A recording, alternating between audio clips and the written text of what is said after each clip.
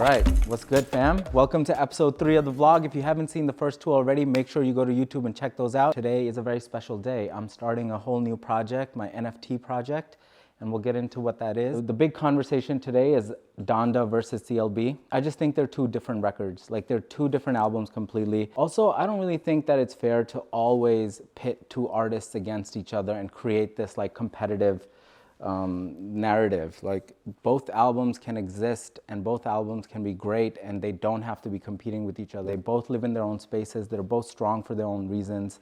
Stop asking me which one's better, Donda or CLB. They're both great. Oh, Ethereum is at 4,000. Honestly, that's the only news that matters. So congrats on all the Ether holders. Y'all are probably lit today. Yeah, now we're gonna get started with my NFT project. Should we do like a formal sit down? Let's do a formal sit down.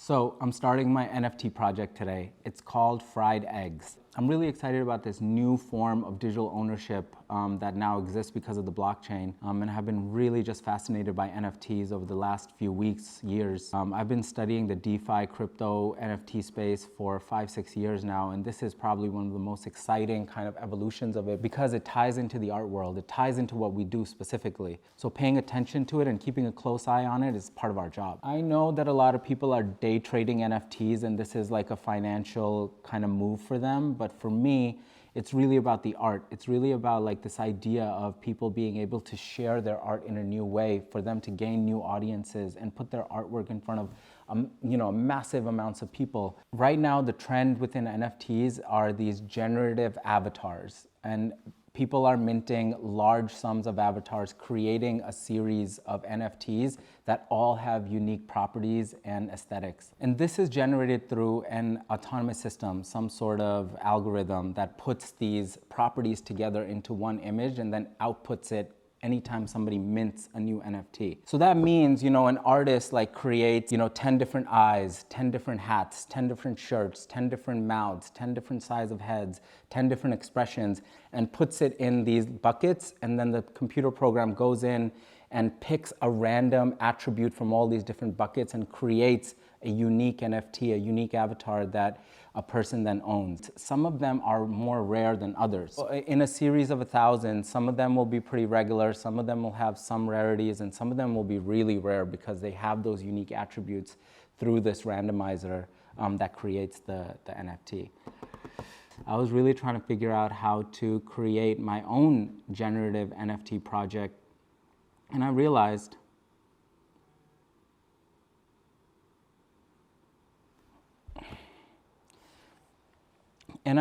that I was taking the wrong approach. Like, I'm not a computer programmer. I'm not a Solidity developer. I can't write smart contracts. So it would be me starting from scratch, trying to learn this whole new process that I'm completely not familiar with, and it would take me so much time.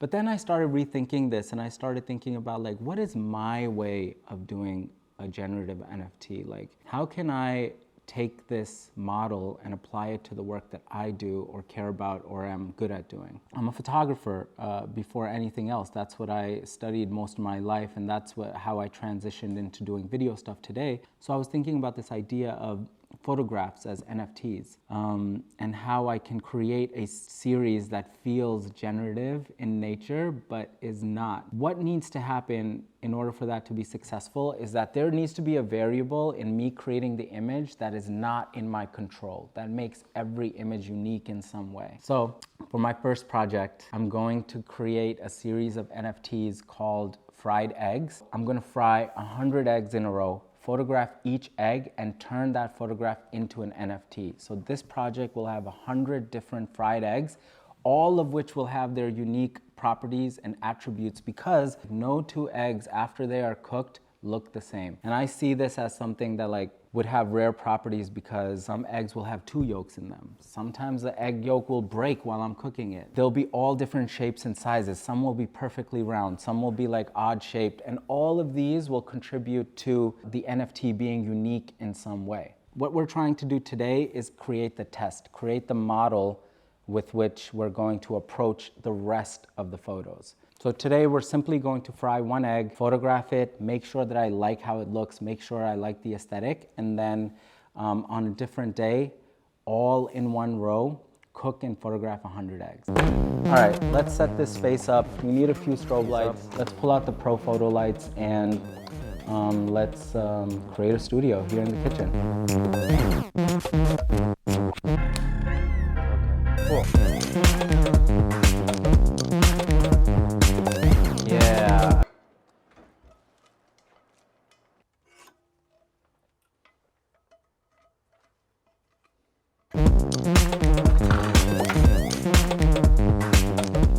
Ooh, look at that. Look at that like beautiful egg shape that came out of test egg 1. Look, this egg has a little dot in the yolk. You know, not all the eggs will have that dot. So I'm straight gonna literally just bring it right here.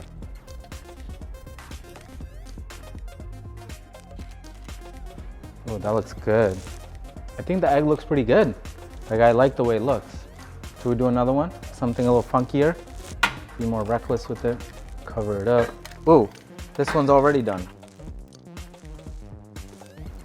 It looks different than the first one, obviously.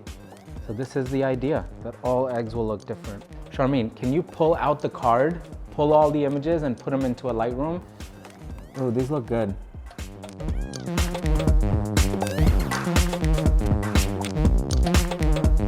Oh, it looks cool. I like it. When you have 100 of these? Yeah. And this one has this like shiny yolk versus this flat yolk.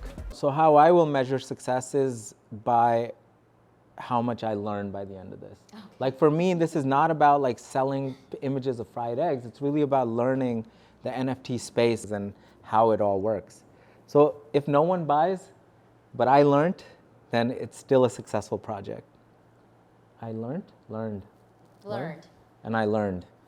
So why am I doing this fried eggs project? Why am I adding another thing onto my plate when I have so much to do already? I'm working on Hyphen, Happy Monday, managing the studio, running a team, training people. Like there's so much on my plate already, but I think it's super important for us to make time for the things that we really care about. And I really care about like learning more about the NFT space. And I'm not gonna learn unless I do it. Like I'm not gonna learn just by reading white papers or reading blogs or watching other people's YouTube videos. I'm only gonna learn by doing it myself. Thanks for watching vlog number 3. The test I think was really successful. I love the image and now it's about doing all 100 eggs and launching them into the marketplace. So that's, I don't know, that's gonna be in the next couple of days. Subscribe, like, comment, link your NFTs if you have some already minted. I want to check them out and I'll buy them if I love them. So link your NFTs in the comments below. That's it for this one.